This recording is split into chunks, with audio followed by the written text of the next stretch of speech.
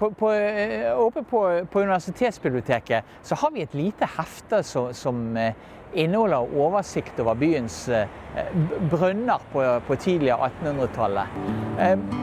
Nå står vi her nede mellom Heggebakken og Kong Oscars gate. Og hvorfor gjør vi det?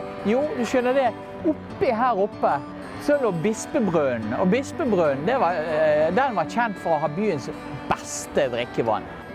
Vår gamle skolelærer, han har vært død i 300 år, så han er ikke vår. Læreren ved Katedralskolen, Edvard Edvardsen, har vi jo snakket om før. Han sier så greit at regner det ikke annet sted da visst ute i Bergen. I Bergen regner det alltid, sier han. Han har jo egentlig rett. I Bergen har jo mer enn 200 regnværsdager i året. Vi skulle jo derfor tro at vann ikke var noe problem, og at man hadde rikelig med drikkevann. Sånn var det ikke. Svært ofte, ja nesten hvert eneste år, så hadde byen problemer med vanntilførsel. Og selv om man for det meste hadde vann, var det gjerne så forurenset at folk ikke tørde å drikke det. Så sent som i 1824 skriver Sagen og Fosse sin Bergensbeskrivelse dette. Byen er ikke godt og bekvemt forsynt med vann, og i lang tørke av vannmangelen stundom voldet megen uleilighet. Så ja, på Sagen og Foss sin tid fikk innbyggerne fremdeles vannet fra private brønner på allmenningene. Også kalt bekker, og fra en rekke naturlige kilder som lå rundt omkring i byen. Da særlig ved foten av Fløyfjellet. Rene vann er det beste, som de sier. I dette heftet så kan vi lese at i 1826 så hadde byen 1879 private brønner.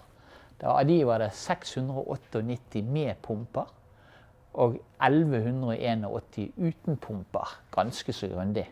Omtrent halvparten av husene i byen hadde altså egen brønn. Og brønner som ikke gikk tørre, det var et aktivum for de som hadde huser da. Det ga merverdi for folk.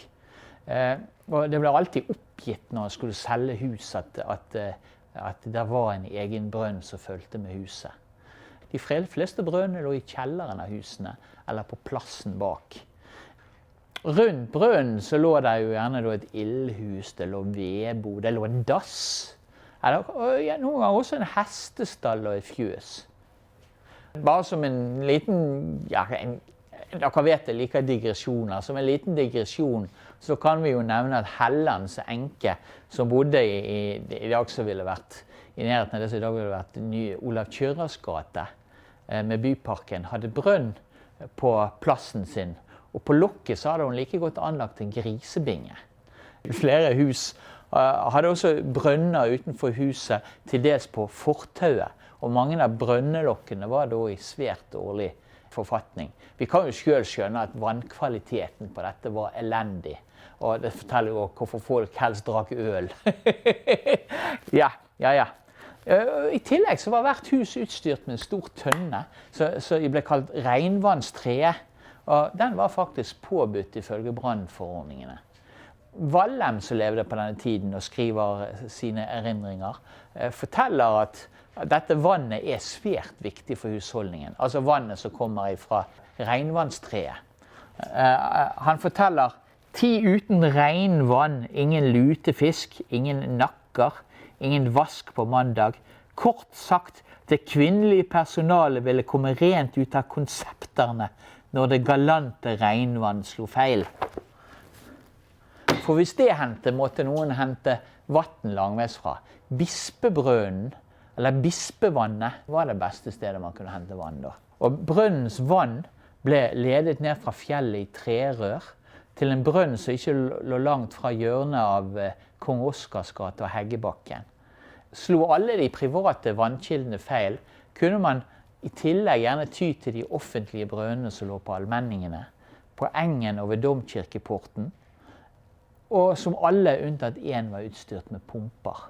Brønnene var jo egentlig da sosiale samlingssteder. Tjenestepiken, eller tøsene som det ble kalt, de hentet vann og samlet seg da til sladder med brønnene. Sånn som vi ser i filmer fra andre himmelstrøk i dag. Og praten gikk da livlig, og helt sikkert, det gikk livlig og løst og fast, og helt sikkert masse spennende emner som det hadde vært kjekt å være flue på veggen og høre i dag. Ved siden av Bispekilden hadde byen også andre kilder og elver. Ramskilden lå i et hus ved Øvre Korskirkealmenning. Og den skulle ha byens fineste tevann, selv om den var omgitt av hestestall, vaskekjeller og dass. I muren på Fredriksberg fort så lå det også svovelkilden, som skulle virke helbredende for de med skrofulose. Egentlig så er det bare et annet navn på en type tuberkulose. Og ved Verftstrappen lå der en brønn, som ble kalt for Pineskårskilden. Når byens befolkning økte på første del av 1800-tallet, den steg vel mellom 1814 og 1850 fra rundt 18-19 000 mennesker til rundt 25 000, da økte også behovet for vann. Samtidig begynte kravene til vannkvaliteten å øke. Og i 1848 kom da koleraen. Dette har mange snakket og skrevet om. Det døde hele 600 mennesker i Bergen av den. Man var jo klar over at den dårlige vannkvaliteten var en medvirkende årsak til epidemien. I 1850 vedtok derfor bystyret å legge en vannledning fra Svartediket til byens sentrale strøk. Bergen fikk på grunn av det sitt eget vannverk som stod klart i 1854. Det største og dyreste anlegget av teknisk art i Bergen som byen inntil da hadde laget. Ja, det var historien om en veldig liten historie om Bergens brønner som kunne fortalt veldig mye mer om.